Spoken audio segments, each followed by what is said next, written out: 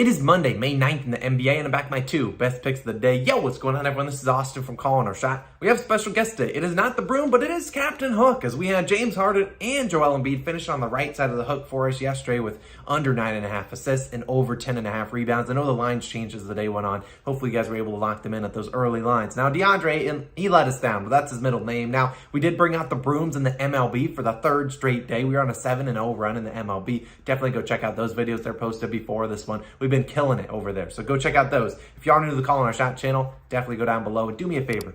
Hit that subscribe button. We are, I think only 400 subscribers away from 33,000. And if we sweep in the MLB, which I'm posting this out there, if we sweep in the MLB, not even this video, we're giving away $100 to a random subscriber. So go down below, hit that subscribe button. And also, we really would appreciate it if you hit that like button too. Comment down below your favorite play for Monday's NBA slate. Now, if we've been helping you make some money, consider becoming an all-star. We would certainly appreciate it. If you want to go down below, hit that join button. I'll even put what it looks like on the channel or on the screen right now. Just go hit that join button on the channel or click the link in the description. We certainly would appreciate it. Only costs $2.99 a month. Hopefully, we've been helping you guys make some money this NBA playoff season. And in the MLB regular season, we really would appreciate it. If you're interested, like I said, click that join button or the link in the description. The people, our newest All-Stars, we got Charles, we got Francisco, we got Troy Weezy, we got Michael, we got Kicking It with Face, we got Greg, we got Brad, and we got Tuan.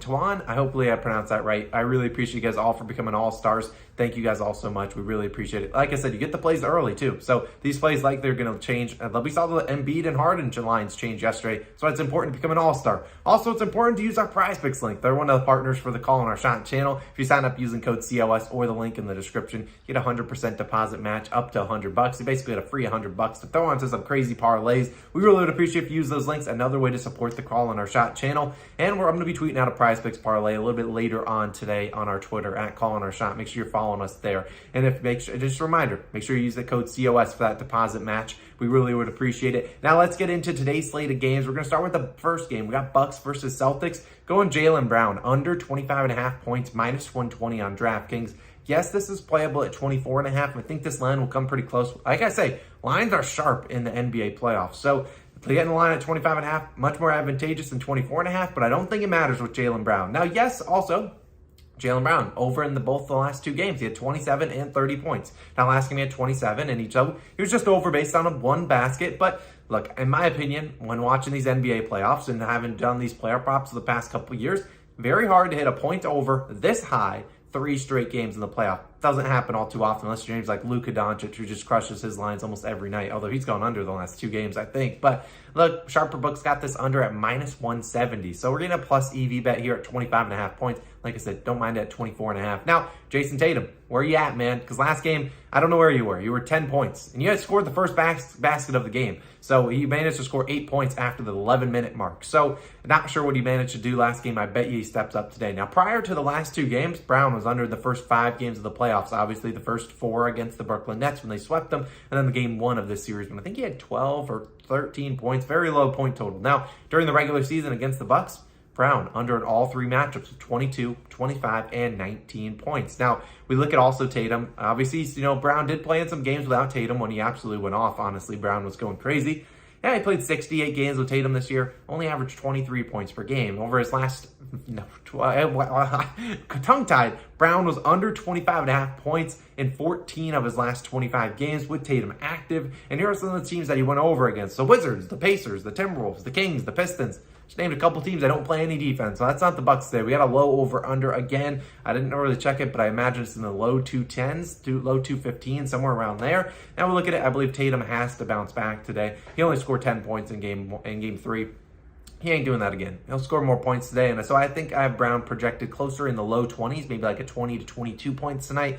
Give me Jaylen Brown. Give me his under 25.5 points. I don't mind at 24.5, minus 120 on DraftKings. Now, here's a couple other leans we talked about in this game. Then we'll get into the Grizzlies versus Warriors game. Al Horford over 8.5 rebounds. Look, pile on. Everyone and their mother's on this one, which is why I'm just putting it as a lean. I'm not going to bet on it, but I know a lot of people are going to be on it. If you took it at 9.5, I wouldn't blame you. There's reasons behind it. The Bucks have allowed a ton of rebounds to opposing power forwards all season long. Al Horford playing that power forward position while Robert Williams, who's also banged up, or Daniel Tice is out guarding Brook Lopez or Bobby Portis, both guys that just camp out on the three-point line. Now, Al Horford could get into foul trouble, which would limit him here, but look, he's been crushing this line. Would he have 16 or something rebounds in game 3? He's had a ton of rebound chances, like over 17 in the past couple games. I don't mind if you're going to take it. Al Horford over 8.5 rebounds has my stamp of approval. I don't mind that at all. Now, let's move on to my game pick. If I had to give one, be lean the Celtics, the money line. Look, the Bucks won by 2 points, and they got 40 plus from Giannis and like 25 from Drew Holiday. Look, I love Drew. I love Giannis, but asking for that kind of production, only win it by 2, when Jason Tatum on the other side's got the big 10 piece. I just don't know. I think the Celtics, it's going to be a back and forth series. I think we get a game 7 in this one with each team kind of alternating wins. I think the Celtics win here today. So I'd lean the Celtics to take it. I think they get this tie the series, makes it a best of 3. And then, so that's who I would lean with in this one. So I'm not going to put any money on it, but I lean Celtics money line. Let's go to the Warriors-Grizzlies game. Let's talk about this one, because this is an interesting one. What's going on with Ja Morant? No idea. We'll talk about him in a second. But the play I'm going with, Draymond Green, under 8.5 rebounds, minus 135 on BetMGM. This line was also minus 140 on PointsBet. Would not be surprised if he ends with 8 rebounds on the dot. So if you're asking Austin, do you like this at 7.5?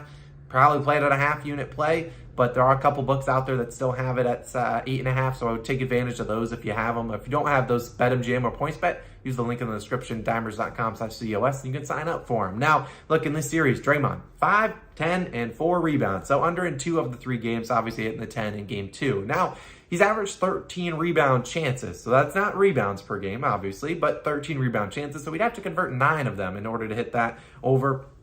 I don't see it happening. Now, with Ja Morant doubtful to play, like I said, I have no idea the status of Ja Morant. Could he be by the time you're watching this? Maybe closer towards tip-off of the Grizzlies-Warriors game. Could he be playing? Yes. Wouldn't surprise me. Honestly, I think he's going to play it. Even though he's doubtful, I imagine he plays these. Ja Morant, I expect him to suit up. You don't want your team to go down 3-1, although the Warriors have blown the series lead of 3-1. All right, sorry, that's not why we're here. Either way, I expect if Ja Morant's out, we see Jaren Jackson Jr., the guy that Draymond's going to guard, used a little bit more on the offensive side. So, look, even if Morant plays, we've obviously seen Draymond go under this line in 2 of 3 games. Now, let's say, whatever, Ja Morant's status, we don't care about him, but still Draymond under this line in 6 of 9 career matchups versus Jaren Jackson Jr., obviously a guy that camps out on the three-point line, launching threes, and if he does go into the paint, Draymond's going to have to contest those shots. It's going to be harder for him to get the rebounds if Jaren Jackson Jr. is shooting the shots. Now, into the series versus Denver, their first series for the Warriors, Draymond under this line in 4 of the 5 games. And maybe that's what he does here if they win in 5 games. But so I expect guys like Otto Porter Jr., who's been averaging a ton of rebound chances. Andrew Wiggins only had 3 in the last game, but he's still been averaging a good amount of rebound chances. Expect those guys to steal more of them.